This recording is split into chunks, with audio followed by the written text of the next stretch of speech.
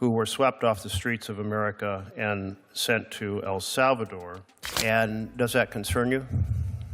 Senator, what began as a simple budget hearing quickly turned into one of the most tense and revealing confrontations on Capitol Hill.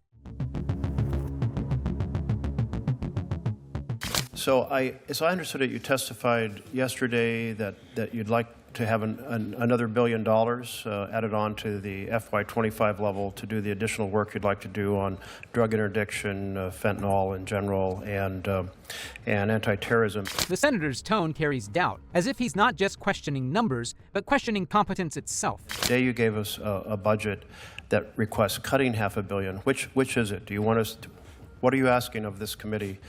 To add funds, add $1 billion, or to cut $500 million? Director Patel, who's already under fire for his controversial appointment, suddenly finds himself cornered. His testimony from yesterday doesn't match the figures he's presenting today, a $1 billion gap that no one can ignore. Merkley's question isn't just about money, it's about credibility. And in that moment, Patel's carefully built image begins to crack. Thank you, Senator. Appreciate the opportunity. What I'm asking for is that with more, I can simply do more. And I was giving examples of what more I could do. Patel's answer sounds rehearsed, polished on the surface, but hollow underneath. He never really addresses the question. Instead of explaining the $1 billion contradiction, he hides behind vague promises and bureaucratic buzzwords. With more, I could do more. It's the kind of line that sounds safe until you realize it says absolutely nothing. So you support the budget presented that cuts $500 million, but you also support us adding $1 billion should we choose to do that? Well, I can't not support the budget as proposed because then I would be supporting no budget. Okay. And just like that, Patel slips again. Patel's reply makes the confusion even worse. It's a statement that sounds like it's meant to sound smart, but ends up proving the opposite. Each unclear answer chips away at his credibility, painting a picture of someone unprepared for the role he's been given.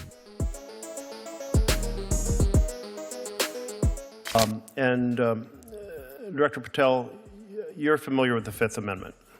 Yes, Senator. And it is really the freedom clause of the United States. Just when the pressure seems to ease, Senator Merkley takes a sharp turn. When Congress and the states said, hey, we have to make sure that there's not an over-aggressive government in the future that deprives us of life, liberty, or property without due process of law. And you're familiar that that applies to all persons in the United States. He invokes the Fifth Amendment, the very clause meant to protect Americans from government overreach. It's a calculated move. Merkley is testing his understanding of power, because if the FBI director can't grasp the constitutional limits of his own authority, then the issue isn't funding, it's freedom. So there's been a lot of concern about the several hundred immigrants who were swept off the streets of America and sent to El Salvador without due process. And does that concern you? Merkley's question cuts through the room like a blade, and asking Patel if this concerns him, the senator is testing his conscience. As for Patel, this is the moment that matters most, because hesitation here reveals his weakness and exposes the kind of leader he really is. Senator, I'm not in a position to comment on whether or not they were given or not given due process or are supposed to be afforded due process. All the FBI did and all the FBI will continue to do is arrest those that have violated the law. Patel's voice wavers and his answer lands flat, cold, almost mechanical. He distances himself, shrinking behind protocol, as if the Constitution itself is someone else's responsibility. But to arrest, you have to investigate. Have you launched an investigation of this violation of the Freedom Clause of the U.S. Constitution? But Senator Merkley doesn't let it slide. His next question strikes harder, an accusation wrapped as inquiry. Has the FBI even launched an investigation into what could be a direct violation of the Constitution? The silence that follows says more than any answer could. Senator, I don't know that I agree with your characterization. Well, that was my first question, whether or not you agree with the Fifth Amendment and are prepared to defend it. It is your job to investigate crimes. By the time Merkley reminds him of his duty to investigate criminals, not excuse them, the message is unmistakable. Patel has been exposed. His composure has cracked, his credibility eroded.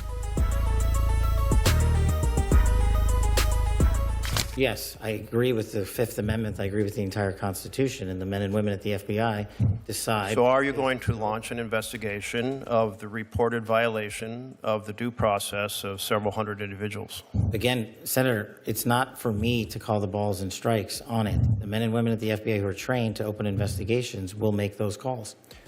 The tension peaks as Patel scrambles to recover. His words drift into abstractions, vague nods to principles, hollow affirmations of duty. He talks about processes, about others making the calls, as if responsibility is something that can be passed along. The man directing one of the most powerful law enforcement agencies in the country can't take ownership of its most basic duty, accountability. Merkley has already won. The silence that follows Patel's response is thick, almost suffocating, as if the entire room recognizes the collapse of confidence unfolding before them. So you have no influence over whether an investigation is opened? I have influence over it, but you're asking me a constitutional question. I'm not a constitutional scholar. Well, it's actually not it's a question also of law. But your position is that every one of those individuals is by constitutional right afforded due process. I don't know the answer to that. I'm telling you. You haven't. When asked if he would make the call to launch an investigation, Patel's composure finally slips. His answer is hesitant, almost pleading. He admits he's not a constitutional scholar, a startling confession for the man entrusted with defending constitutional law through federal enforcement. In that moment, the illusion breaks. The senators, the cameras, the country, all watching a director exposed not by scandal, but by his own uncertainty. You haven't read the Constitution? It says all persons. I've got it right here, but what you're saying is that every single one of the illegals that was sent down to El Salvador is supposed to be given due process pursuant. Yeah, that's what the Constitution says. It says doesn't no person. say that. It does say no person. Yeah, I'll encourage you to read it. Patel fumbles, trying to twist Merkley's question into something he can control, but it only makes things worse. In the seat of power, he suddenly looks small.